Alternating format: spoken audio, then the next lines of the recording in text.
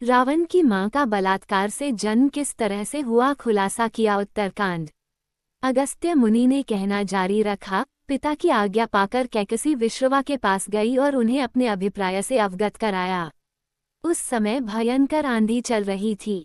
आकाश में मेघ गरज रहे थे।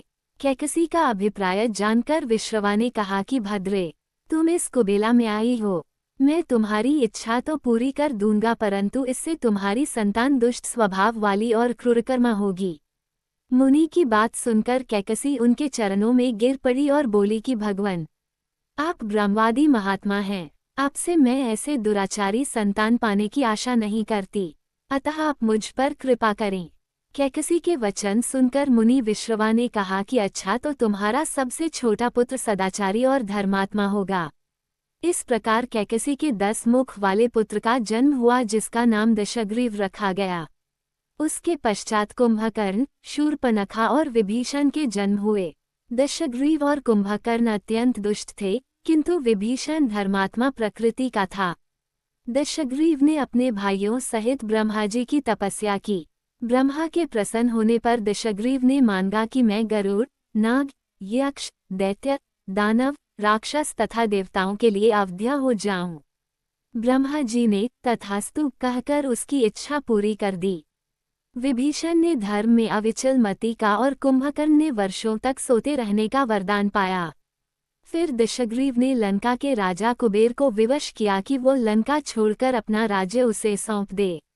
अपने पिता विश्रवा के समझाने पर कुबेर ने लंका का परित्याग कर दिया और रावण अपनी सेना, भाइयों तथा सेवकों के साथ लंका में रहने लगा। लंका में जम जाने के बाद अपने बहन शूर्पणखा का विवाह कालका के पुत्र दानवराज विद्युविह्वा के साथ कर दिया। उसने स्वयं दिति के पुत्र मय की कन्या मंदोदरी से विवाह किया, जो हेमा नामक अप्सरा के गर्भ से उत्पन्न हुई थी। विरोचन कुमार बलि की पुत्री वज्रज्वला से कुंभकर्ण का और गंधर्वराज महात्मा शैलुष की कन्या सरमा से विभीषण का विवाह हुआ। कुछ समय पश्चात मंदोदरी ने मेघनाद को जन्म दिया, जो इंद्र को परास्त कर संसार में इंद्रजित के नाम से प्रसिद्ध हुआ। सत्ता के मद में रावण उच्छृंखल हो देवताओं, ऋषियों, यक्षों और गंधर्वों को नाना प्रकार से कष्ट देने लगा। एक बार उसने कुबेर पर चढ़ाई करके उसे युद्ध में पराजित कर दिया और अपनी विजय की स्मृति के रूप में कुबेर के पुष्पक विमान पर अधिकार कर लिया। उस विमान का वेग मन के समान तीव्र था। वो अपने ऊपर बैठे हुए लोगों की इच्छानुसार छोटा या बड़ा रूप धारण कर सकता था। विमान में मणि और सोने की सीढ़ियां बनी हुई थीं और तपाए हुए सोने के आसन बने हुए थे। उस विमान पर बैठकर जब वह शरवण नाम से प्रसिद्ध सरकंडों के विशाल वन से होकर जा रहा था, तो भगवान शंकर के पार्षद नंदीश्वर ने उसे रोकते हुए कहा कि दशग्रीव, इस वन में स्थित पर्वत पर भगवान शंकर क्रीड़ा करते हैं, इसलिए यहाँ सभी सुर, असुर, यक्ष आदि का आना निषिद्ध कर दिया गया है। नंदीश्वर के वचनों से क्रुद्ध होकर रावण विमान से उतरकर भगवान शंकर की ओर चला। उसे रोकने के लिए उससे थोड़ी दूर पर हाथ में शूल लिए नंदी दूसरे शिव की भांति खड़े हो गए। उनका मुख वानर जैसा था। उसे देखकर रावण ठहाका मारकर हंस पड़ा।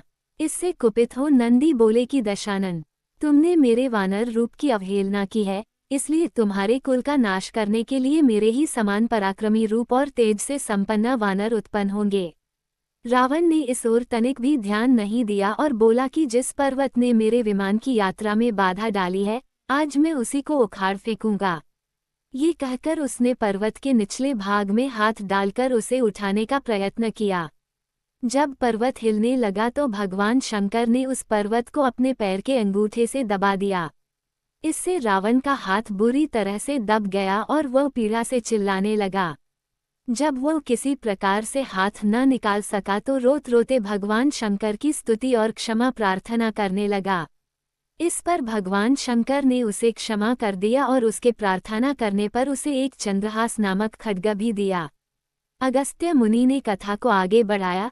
एक दिन हिमालय प्रदेश में भ्रमण करते हुए रावण ने ब्रह्मर्षि कुशध्वज की कन्या वेदवती को तपस्या करते देखा।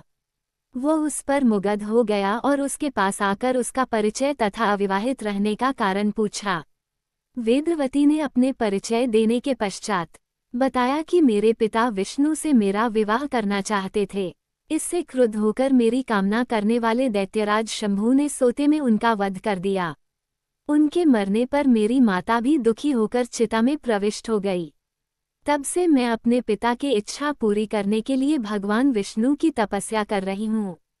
उन्हीं को मैंने अपना पति मान लिया है। पहले रावण ने वेदवती को बातों में फुसलाना चाहा, फिर उसने जबरदस्ती करने के लिए उसके केश पकड़ लिए। वेदवती ने एक ही झटके में पकड़े हुए केश काट डाले। फिर यह कहती हुई अग्नि में प्रविष्ट हो गई कि दुष्ट, तूने मेरा अपमान किया है।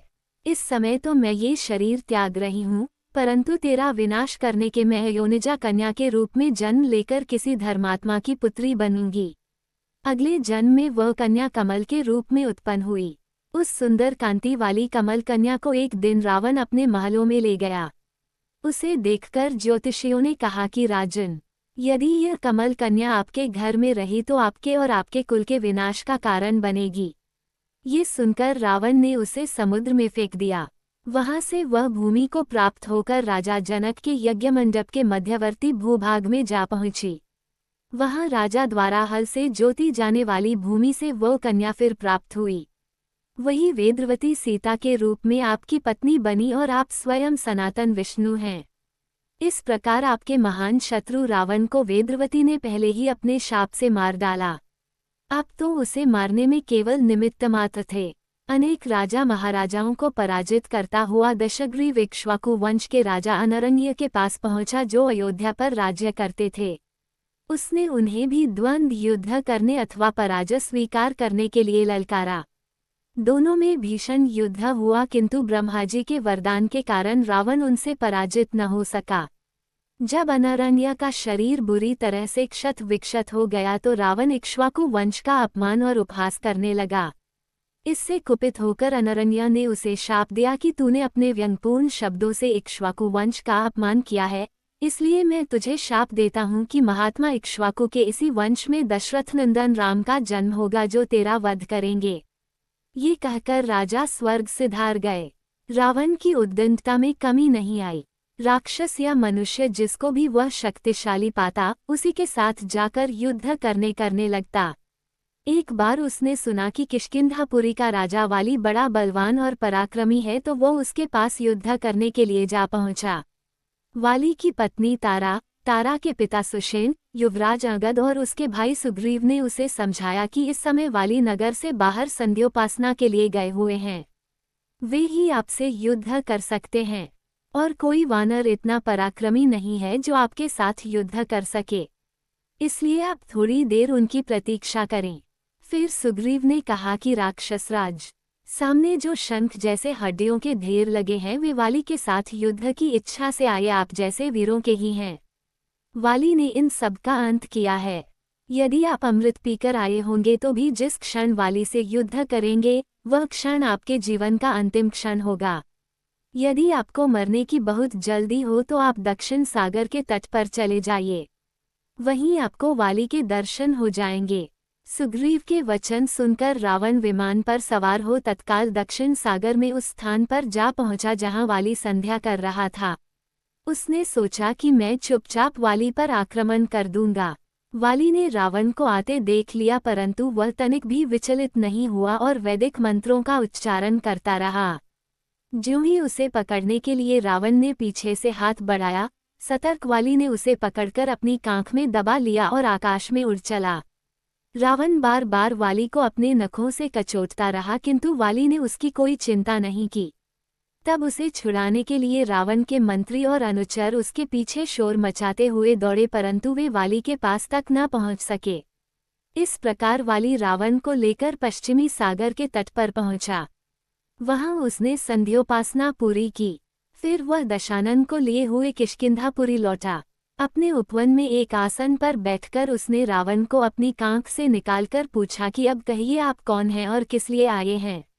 रावण ने उत्तर दिया कि मैं लंका का राजा रावण हूँ, आपके साथ युद्ध करने के लिए आया था। वो युद्ध मुझे प्राप्त हो चुका है। मैंने आपका अद्भुत बल देख लिया। अब मैं अग्नि की साक्षी देकर आपसे मित्रता करना चाहता हूँ। फिर दोनों ने अग्नि की साक्षी देकर एक दूसरे से मित्रता स्थापित की।